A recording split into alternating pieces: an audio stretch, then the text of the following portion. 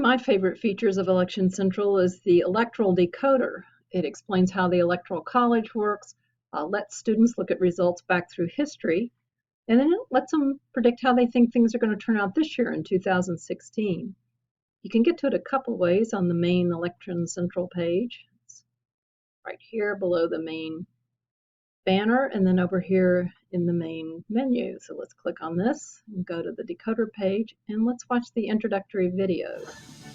There are a few states now reporting the results of today's historic election. Every 4 years, U.S. citizens go to the polls and vote for which candidate they want to be the next president. Challenger has won the presidency of the United States. But that's just one step in the process. The U.S. Constitution requires a system called the Electoral College. This assigns a certain number of votes to each state based on population.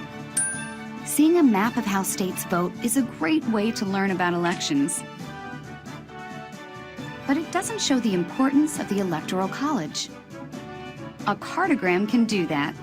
Cartograms show how a state that is large geographically may have a low number of votes.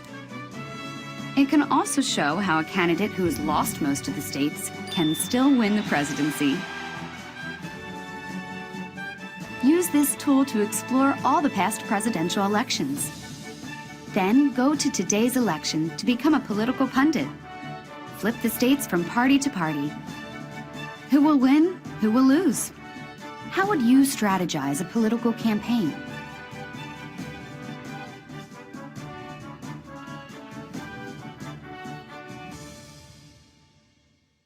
So that's how it works. It's a pretty cool tool for students to learn about how elections work and to make their own predictions for this year. In addition to the video, there's some text instructions, which are pretty brief, as you can see here. But the really fun part is to go to the map. So let's do that. And it's originally set on 2012, which is the most recent completed election, obviously. It shows how each of the states reported for the Electoral College that year. And if you scroll down a little bit, it has information about context, events leading up to the election, who the candidates were. And then if you scroll down a little farther, there's some resources from that year about people or events or elections from the perspective of that year. These are kind of fun. They're little 60-second bios of each of the presidents. This is a pretty good explainer on Electoral College that was done in 2012, which is why it's in this segment. There's one more piece here. If you've been watching the 16 for 16 series this fall about people who've influenced recent elections, there's the one on Mitt Romney. All of those are interesting. Your students may enjoy checking those out. So let's go back up here. And as the video said, you can go back in time and look at how the different elections went. So let's go back to, let's do it in 1968, which is when LBJ dropped out and the election was between Nixon, Humphrey, and George Wallace as the third party candidate.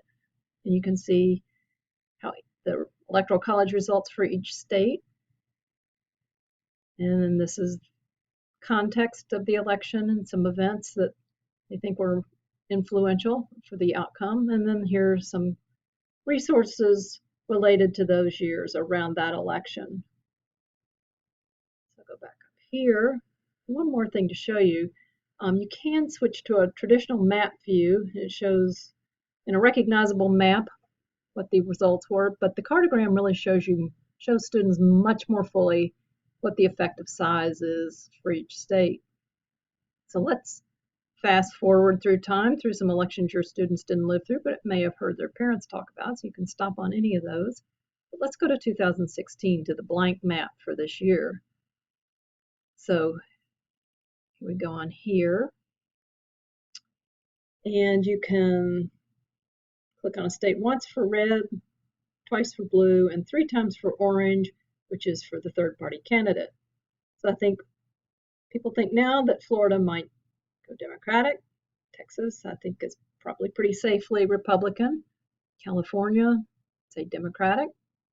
We can get a couple of southern states, Republican probably, West Virginia. But students can start seeing how the population and electoral college votes count more than the number of states. And let's put in a third-party candidate, maybe from Vermont, Bernie Sanders territory. So here we have Gary Johnson there. Then you scroll down here, and again, they have context of the election, a little bit about the candidates and events so far that they think will influence the outcome.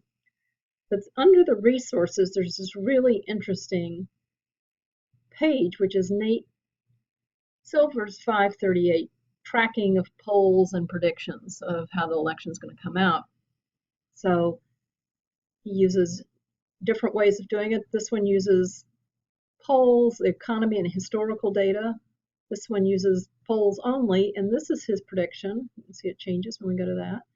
And this is his prediction of what would happen if people voted today. And this, I'm doing this the day after the second debate, just to give you a little bit of context. So you scroll down on this page, and this is interesting too. This fever chart shows over time what the different chances were for winning. There's one brief period here where Trump was ahead, he said, in mid-July, late July. But if you go to electoral votes, those change slightly, and then popular vote.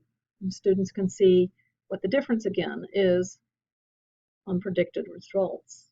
And then down here, they track news stories all through the day, and they post ones pretty frequently that they think could affect, events that could affect the outcome of the election.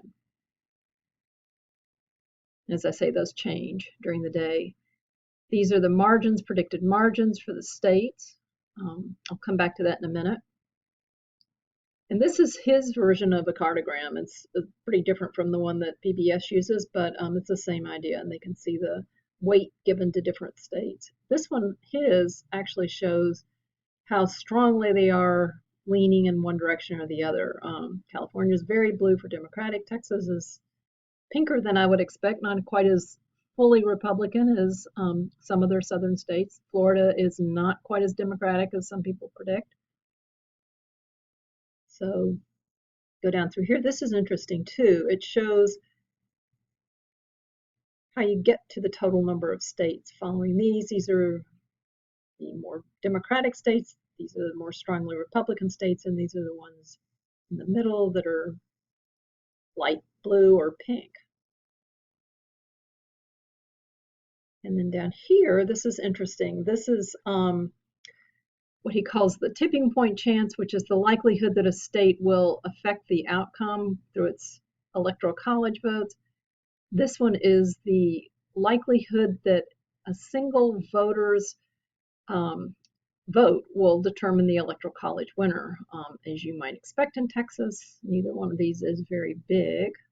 In fact, in Texas, I think it's less than a 1% chance that your single vote will, much less than 1%, that your single vote will affect the outcome, electoral college outcome. Again, this is just more of his ways of predicting. And this is, again, something that's kind of interesting. These are different scenarios he comes up with. Like neither candidate gets the required majority of electoral votes, pretty slight. That there's going to be a recount, also very slight. He thinks Clinton's going to win the popular vote by margin. Again, he thinks the outcome's going to be pretty clear, that he doesn't think it's going to happen that either candidate wins the popular vote or loses the electoral college. But those are just fun to look at, and it's fun for students to think about different ways of interpreting polls and predictions. So going back up here to his predicted margins in the electoral college for each of these states, these are the battleground states, but if you click on this, you get all the states, including ones that are less in play, like Texas. And if you click on Texas here, you get his predictions just for this state. So here he has all the same three sets of variables for predicting based on polls only, economy, and other factors, and then this is the current prediction. And these are the polls that he uses, a lot of them. And these are the same news items that were on the national page. And this is just how he turns polls into a prediction, the adjustments that they make, whether a voter is likely to actually, or whether a person who responded to the poll is actually likely to vote. So they factor in things like that. So that's how the site works. Now turn it over to your students and see what they predict for this year and how close they come.